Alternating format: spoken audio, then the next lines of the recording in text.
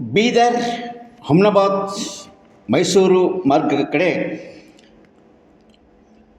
Railway ಸೌಲಭ್ಯ ಕಲ್ಪಿಸಿ ನಗರದಲ್ಲಿ ಜನಕಲ್ಯಾಣ ಸೇವಾ ಸಮಿತಿ ಅಧ್ಯಕ್ಷ ಕಾಶಿನಾಥ್ ವಾರದ್ ಸರ್ಕಾರಕ್ಕೆ ಆಗ್ರಹ.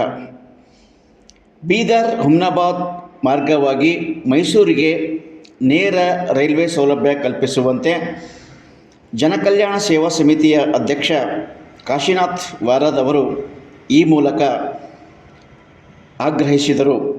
ಒಂದು ವೇಳೆ ಈ ಸಮಸ್ಯೆ ಬಗೆಹರಿದೇ ಇದ್ದಲ್ಲಿ ಬೀದರ್ ಜಿಲ್ಲಾಧಿಕಾರಿ ಕಚೇರಿ ಎದುರಿಗೆ ಉಪವಾಸ ಸತ್ಯಾಗ್ರಹ ನಡೆಸಲಾಗುವುದು ಎಂದು ಅವರು ಈ ಮೂಲಕ ಸರ್ಕಾರಕ್ಕೆ ಮತ್ತು ವಿವಿಧ ಹಂತದ ಚುನಾಯಿತ ಪ್ರತಿನಿಧಿಗಳಿಗೆ ಎಚ್ಚರಿಕೆಯನ್ನು ನೀಡಿದರು.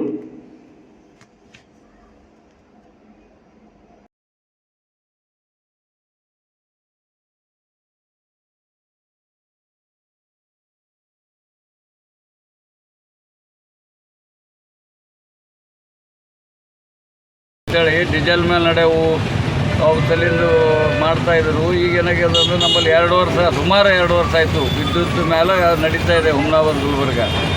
ಅದಕ್ಕೆ ನಾವೇನಂತೀವಿ ಅಂದ್ರೆ ಗುಲ್ಬರ್ಗದಿಂದ ಏನು ಹೋಯ್ತೇವೆ ಜನರು, ಇದು ಬೀದರ್ ಜಿಲ್ಲಾ ಗುಲ್ಬರ್ಗ ಕಡೆಂದು ಕೋಲ್ಹಾಪುರ್ಲಿಂದು ಬೋರ್ಡಿಂಗ್ ಮಾಡಬೇಕು. ಕೋಲ್ಹಾಪುರ ಹಾಸನ ಹೋಗ್ಬೇಕಾದ್ರೆ, ಬಸವಾಕ್ಕೆ ಹೋಗ್ಬೇಕಾದ್ರೆ ಹುಟ್ಗಿಲ್ಲಿಂದ ಬೋರ್ಡಿಂಗ್ ಮಾಡಬೇಕು.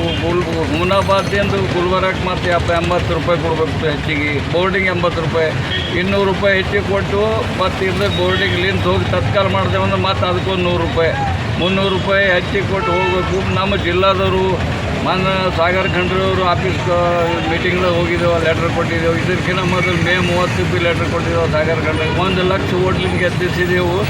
1 ಲಕ್ಷ ಓಟ್ಲಿಂದ ಗೆದ್ದಾಗ ಭೀ ನಾವು ಮತ್ತು 300 ರೂಪಾಯಿ ದಂಡ ಕೂಡ ತಪ್ಪಲು ಬೀದರ್ ಜಿಲ್ಲಾದವ್ರಿಗೆ ಪೂರ. ಗುಲ್ಬರ್ಗಕ್ಕೆ ಹೋದ್ರೆ ಭೀ ಹೊಟ್ಟೆ ಬೋರ್ಡಿಂಗ್ ಮಾಡಬೇಕು, ಊಟಿಗೆ ಮಾಡಬೇಕು. ಮತ್ತೊಂದೇನೋ 6:15ಕ್ಕೆ ಗುಲ್ಬರ್ಗ ಇದು ಬೀದರ್ಲಿಂದ ಒಂದು ಗಾಡಿ ಇದೆ, ಬೆಂಗಳೂರು ಬೇಸನ್ಪುರ್, ಬೀದರ್ ಬೇಸನ್ಪುರ್. ಅದು ಏನಾಗಿದೆ ಫೇರ್ ಮಾಡಿ ಹೋಗ್ಬೇಕು. ವಕಾರಾಬಾದ್ ಜೈರಾಬಾದ್ ರೊಕ್ಕ ಭೀ 100 ಹೆಚ್ಚಿಗೆ ಕೊಡಬೇಕು, 1 ತಾಸು ಹೆಚ್ಚಿಗೆ ಕೊಡಬೇಕು. ನಮ್ಮ ಜಿಲ್ಲಾದವ್ರಿಗೆ ಪನಿಷ್ಮೆಂಟ್ ಕೊಟ್ಟಂಗೆ ಏನೋ ಮಾಡ್ತಾ ಇದ್ದಾರೆ ಎಲ್ಲರೂ. MP MLA MLC ರಾಜಕೀಯ ಜರುತ್ತಿಲ್ಲ ಇದ್ರೊಳಗೆ.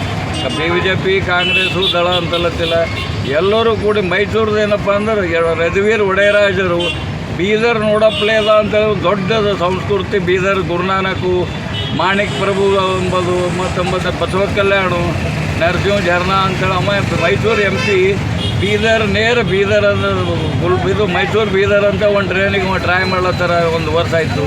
ಅದಕ್ಕೆ ಇಲ್ಲಿನವ್ರಿಗೆ ಹೆಲ್ಪ್ ಮಾಡಿದ್ರೆ ನಾವು ಮೈಸೂರು ಮತ್ತು ಬೆಂಗಳೂರು ನೋಡಪ್ಲೇ ಅದ ಅಂಥೇಳಿ ನಮ್ಮ ಶಾಸಕರಾಗಲಿ MLA MLC ವಿದ್ವಾನ್ರು, ವಕೀಲರು, ಸ್ವಾಮಿಗಳು ಯಾರು ಮಾಡಿರಿ ಅಂದ್ರೆ ಈಗ ನಾವು ಜನ ಕಲ್ಯಾಣ ಸೇವಾ ಸಮಿತಿ ಅಂತೇಳಿ ಒಂದು ಮಾಡಿದೆವು. ಅದರಲ್ಲಿಂದ 2 ವರ್ಷ ಆಯ್ತು ಸತತ ಪ್ರಯತ್ನ ಮಾಡ್ತಾಯಿದ್ದೆವು. ಏನಾರ ನಮ್ಮ ಕೈಲಾದವ್ರು ಸಹಾಯ ಮಾಡತ್ತಾರೆ. ಇದರಲ್ಲಿಂದ ಯಾರೂ MP ತಿಮ್ಮಲ್ರು